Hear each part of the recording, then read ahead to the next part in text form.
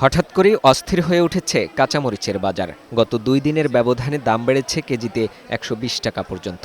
খুচরা বাজারে কাঁচামরিচ বিক্রি হচ্ছে প্রতি কেজি ২২০ থেকে ৩২০ টাকায়। এতে অস্বস্তিতে পড়া ক্রেতারা বলছেন, পর্যাপ্ত মরিচ থাকলেও দিনের ব্যবধানে দাম বাড়িয়ে দিয়েছে দোকানিরা। কাঁচামরিচটা আর কি সবচেয়ে ঊর্ধ্বমুখী।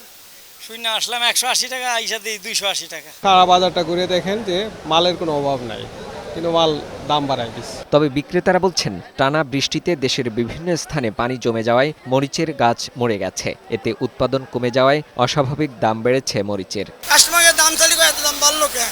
এদিকে বন্যায় ডুবে যেতেছে, ওর দিকে খেয়াল নাই। বৃষ্টিতে নষ্ট হচ্ছে, এদিকে খেয়াল নাই।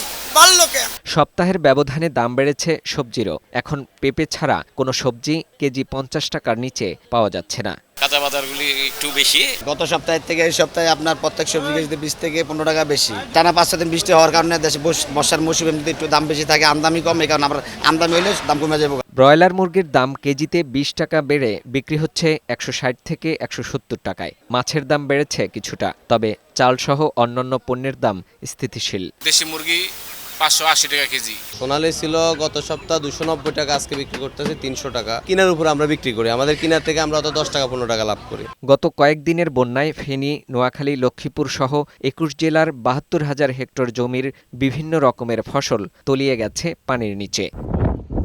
ফাহিম মুনাইম, বৈশাখী সংবাদ, ঢাকা।